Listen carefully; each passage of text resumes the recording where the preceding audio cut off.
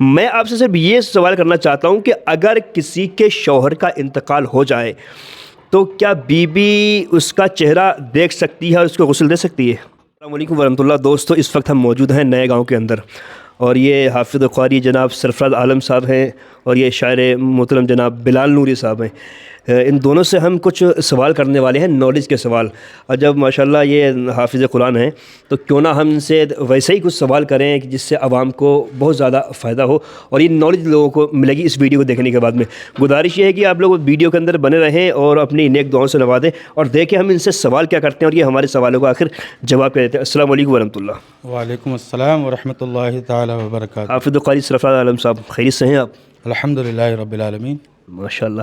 اچھا، آپ سے اور بلال نوری صاحب، ہم دونوں سے آپ سے نا کچھ سوال کریں گے، ہو سکتا ہے دو چار بھی سوال کر لیں، ٹھیک ہے؟ میں پہلے آپ سے سوال یہ کرتا ہوں، آپ یہ بتائیے کہ انسان کے جسم کی وہ کون سی چیز ہے جو اس کے انتقال کے بعد بھی وہ ہمیشہ زندہ رہتی ہے؟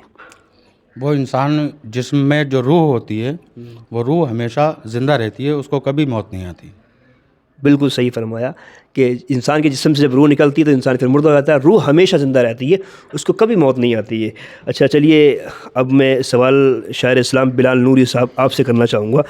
سوال میرا آپ سے یہ ہے کہ آپ غور سے سنیں کہ جب ہمارے آقا صلی اللہ تعالیٰ علیہ وسلم کو حکم ہوا کہ آپ ہجرت فرمائیں مکہ شریف سے مدینہ شریف کے لیے، تو آپ نے ہجرت فرمائی، مطلب کافی پریشانیاں پیش آئی آقا صلی اللہ علیہ وسلم کو، لیکن جب آپ مدینہ شریف میں پہنچے تو ہر شخص آپ کا منتظر تھا کہ آقا ہمارے یہاں تشریف لائیں گے، ہمارے یہاں تشریف لائیں گے، لیکن حضور صلی اللہ علیہ وسلم سب سے پہلے کس کے گھر پر تشریف لے گئے؟ جس اونٹنی پر آپ سوار تھے، آپ کی اونٹنی سب سے پہلے جا کر کس صحابی رسول کے دروازے پر پہنچی تھی؟ اچھا، ماشاءاللہ۔ ہاں، اس کا صحیح جواب تو آج یہ تو بہت چھوٹا سا مطلب سوال ہے، زیادہ تر بچوں کو معلوم ہوتا ہے کہ حضرت ابو ایوب انصاری کے دروازے پہ حضور کی اونٹنی رکی تھی اور پھر وہیں آپ نے قیام فرمایا تھا۔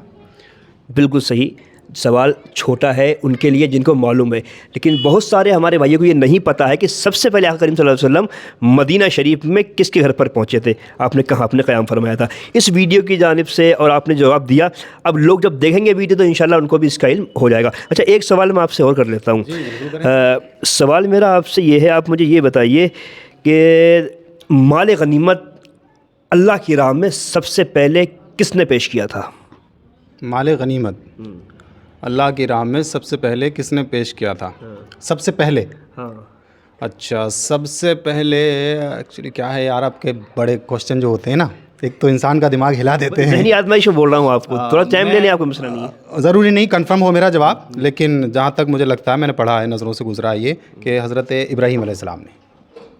بالکل صحیح فرمایا، حضرت ابراہیم علیہ السلام ہیں کہ جنہوں نے سب سے پہلے مال غنیمت اللہ رب العزت کی بارگاہ میں پیش کیا تھا۔ حافظ قاری سرفراز عالم صاحب قبلہ، میں آپ سے ایک سوال اور کرنا چاہوں گا اور مجھے امید ہے کہ انشاءاللہ میرے سوال کا جواب آپ دے دیں گے۔ سزائیں لوگوں کو دی جاتی تھیں پہلے بھی، انہیں سولی پر چڑھایا جاتا تھا، تو اس سولی پر چڑھانے کا رواج مطلب کہاں سے شروع ہوا ہے، اور سب سے پہلے سولی پر چڑھانے کا حکم کس نے دیا تھا، یہ کس نے جاری کیا تھا؟ یہ سولی یعنی کہ انسان کو جو تختہ دار پہ چڑھایا جاتا ہے، اس کا جواب یہ ہے کہ یہ اس وقت کا، اپنے وقت کا ایک ظالم و جابر بادشاہ، جس کو لوگ فرعون کے نام سے یاد کرتے ہیں، بہت بڑا ظالم بادشاہ تھا، اور یہ سب سے پہلے سولی پہ چڑھانے کا جو حکم دیا تھا وہ فرعون نے دیا تھا۔ بالکل صحیح فرمایا کہ سولی پر چڑھانے کا سب سے پہلا جو حکم دیا تھا، سب سے پہلے سولی پر جو چڑھانے کی سزا مقرر کی تھی وہ فرعون بادشاہ نے مقرر کی تھی۔ تبھی سے کیا ہے، مطلب لوگوں کا یہ سلسلہ شروع ہو گیا، جب سزائیں دی جاتی تھی لوگوں کو تو سولی پر چڑھایا جاتا تھا۔ تو دیکھیے، ہم سوال کر رہے ہیں ماشاءاللہ بڑی خوبصورتی کے ساتھ میں یہ ہمارے سوالوں کو جواب دے رہے ہیں۔ اچھا، ایک سوال میں آپ دونوں سے کر رہا ہوں، جس کو جواب آتا ہو وہ مجھے بتائیں، اور یہ بہت بڑا مسئلہ بھی ہے اور عوام کے اندر غلط فہمی پیدا ہوئی ہے۔ میں آپ سے صرف یہ سوال کرنا چاہتا ہوں کہ اگر کسی کے شوہر کا انتقال ہو جائے تو کیا بیوی اس کا چہرہ دیکھ سکتی ہے اور اس کو غسل دے سکتی ہے؟ جی بالکل، چہرہ بھی دیکھ سکتی ہے، اور اگر کوئی اس کو غسل دینے والا مرد موجود نہ ہو، اور اس وقت میں حکم یہ ہے کہ شریعت کا کہ اس کی بیوی اس کو غسل بھی دے سکتی ہے بطور مجبوری، اگر اس وقت میں کوئی موجود نہ ہو۔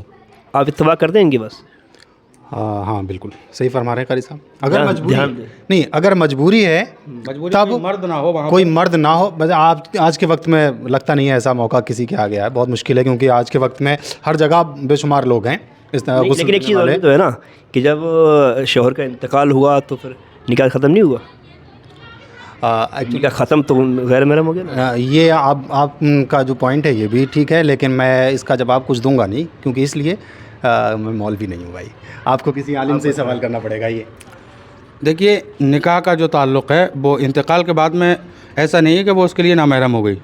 नहीं, इंतकाल होने के बाद महरम कैसे रहेगी? नामहरम हो गई, लेकिन जो हुक्म ये है कि जब उसका इंतकाल हो जाए और उस वक्त में कोई मर्द भी मौजूद ना हो तो दूसरी लेडीज़ से बेहतर ये है कि उसकी बीवी उसको गुस्ल दे सकती है। फिर तो सभी के लिए गैर महरम हो गया ना वो। जैसे और औरतें हैं उनकी, वैसे वो भी हो गई, तो फिर वही गुस्ल इसका मतलब तो ये हुआ कि कोई भी गुस्ल दे सकती है फिर। हाँ, बतौर मजबूरी कोई भी गुस्ल नहीं दे सकता, उसकी बीवी ही उसको। मेरा मतलब ये है, जैसे कारी साहब, ये थोड़ा अच्छा रहेगा, इस पर अगर रोशनी ठीक से पड़ जाएगी थोड़ा जहन में भी आ जाएगा।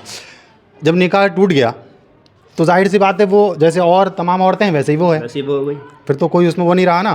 तो अगर वो दे सकती है मजबूरी, और भी दे सकती तो और भी औरतें दे सकती हैं। हालांकि मुझे कोई जानकारी नहीं है, मैंने इसीलिए आपकी सहूलियत के हिसाब से आप बोल मैं अपने इल्म के एतबार से बता रहा हूँ, मैं इसलिए मैं टिप्पणी नहीं देना चाह रहा था। कोई मुझे इसमें कोई कंफर्म वाला मसला नहीं है, मुझे मालूम नहीं है ये मसला। तो कंफर्म कीजिए, आप कीजिए कंफर्म। देखिए, मैंने बस ये सवाल जानबूझकर इसीलिए किया था कि जब सवालों को हम उठाते हैं ना तो हमें बहुत सारी बातें मिल जाती हैं।